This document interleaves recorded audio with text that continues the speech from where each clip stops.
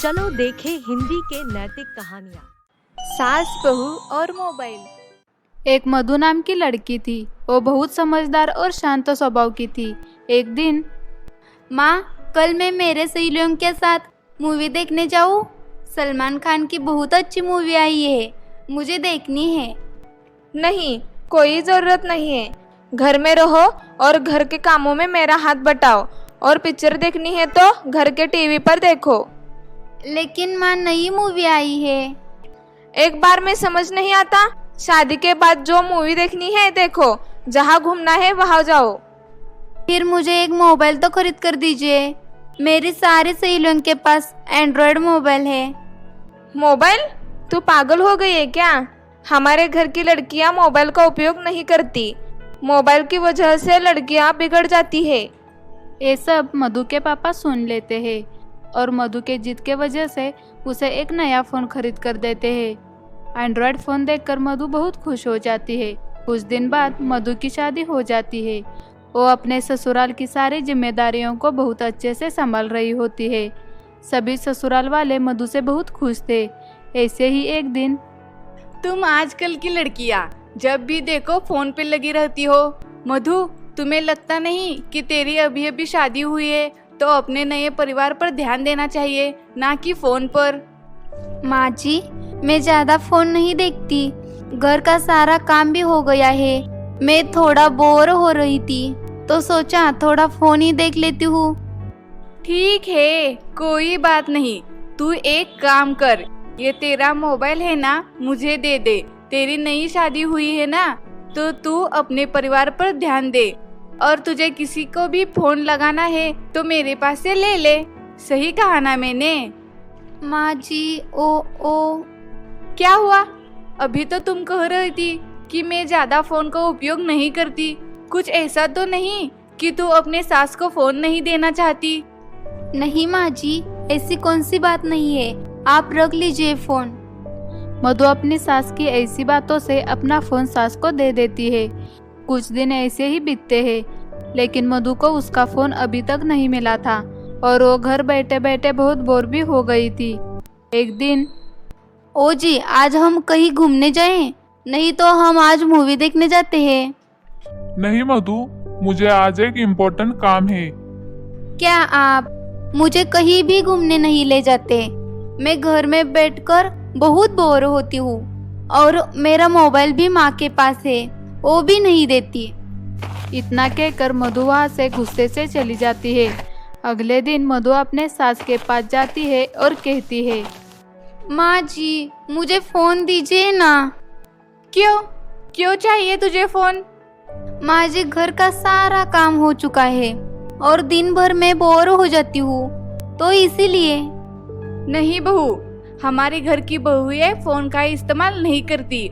और अब तो तुझे कितने दिन हो गए हैं, तो बिना फोन की आदत तो बन गई होगी। लेकिन माँ जी, वो बहू, मुझे जितना बोलना था उतना बोलकर हो चुका। जा, मेरे लिए चाय बनाकर ले आ। इतना सुनकर मधु वहाँ से चली जाती है। मधु को सास की बातें बहुत बुरी लगती है और कुछ दिनों तक वो कोशिश करती है कि बिना फोन के रहे, लेकिन कभी कभी मधु को फोन चलाने का मन करता है। ऐसे ही कुछ दिन बीत जाते हैं और वो अपने पति संजय से कहती है, ओ जी, मुझे आपसे एक बात करनी थी। बोलो, क्या बात है मधु? ओ, मुझे फोन दिला दो ना। मेरे मायके से जो फोन मिला था वह माँ जी ने ले लिया और कभी मांगती हूँ तो देते भी नहीं। कभी कभी मेरा भी मन करता है मेरे सहेलियों से बात करूँ। इतनी सी बात है ना? तुम्हें किसी से बात करने का मन करता है तब तुम मेरा फोन यूज करना। वैसे भी तुम घर पर ही रहती हो तो तुम्हें क्या जरूरत है फोन की? लेकिन जब आप घर पर नहीं होते तब क्या करूँ? इसे तो अच्छा ही है ना कि मुझे नया फोन दिला दो। बार बार आपको परेशान भी नहीं होना पड़ेगा। देखो मधु, इस बात पर मुझे कोई झगड़ा नहीं करना। तुम्हें किसी से बात करनी है तो तुम चाहो तो मेरा फोन इस्तेमाल कर सकती हो। इतना कहकर संजय वहाँ से चला जाता है। मधु की एक भी बात नहीं सुनता, पर मधु को ये सब सुनकर बहुत बुरा लगता है। और वो रोने लगती है और रोते हुए मधु कहती है, मेरा नसीब ही खराब है। मुझे मेरे मायके के रुका टोकी की कमी थी जो मुझे ससुराल भी ऐसा मिला। एक फोन के लिए मुझे इतना रुला रहे हैं। मधु को उसके ससुराल वालों का बर्ताव बहुत बुरा लगता है। ऐसे ही कुछ दिन बीत जाते हैं और एक दिन मधु सबको सबक सिखाने की सोचती है। मधु सबकी नज़रों से बचकर अपनी सास और पति का फ़ोन छुपा कर रखती है और मधु की सास और संजय को फ़ोन ना मिलने पर वो ढूंढने लगते हैं, पर उन दोनों को मोबाइल कहीं नहीं मिलते। तब माँ, मधु, क्या हुआ? मेरा फोन कहीं पर भी नहीं मिल रहा। पूरे घर में ढूंढ लिया। क्या तुम्हारा भी फोन नहीं मिल रहा? मैं भी कब से अपना फोन ढूंढ रही हूँ, लेकिन मुझे भी नहीं मिल रहा है। मधु, तुम्हें पता है कहाँ है मेरा फोन? तुमने कहीं देखा है? आप दोनों मुझे अपने फोन को हाथ भी लगाने नहीं देते और जब आपका फोन नहीं मिल रहा है तो मुझे पूछ रहे हो। मुझे नहीं पता आप दोनों के फोन के बारे में। आपका फोन है, आप ही जानो। मधु इतना बोलकर वहाँ से चली जाती है। मधु के जाने के बाद संजय और उसकी माँ अपना अपना फ़ोन ढूंढने लगते हैं, लेकिन उनको फ़ोन कहीं नहीं मिलते।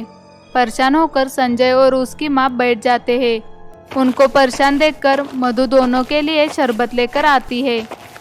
हे भगवान, कहीं हमारा फोन चोरी तो नहीं हो गया? पता नहीं माँ, लेकिन बिना फोन के मुझे एक पल भी नहीं कटा जा रहा। मधु ना जाने कैसे इतने दिनों से फोन के बिना रह रही थी। हाँ बेटा, सही बोल रहा है तू। अगर मैंने बहू से फोन न लिया होता तो उसके फोन से पता तो लगवा सकते थे हमारे फोन कहाँ है। हमने बहुत बड़ी गलती की बहू से फोन लेकर।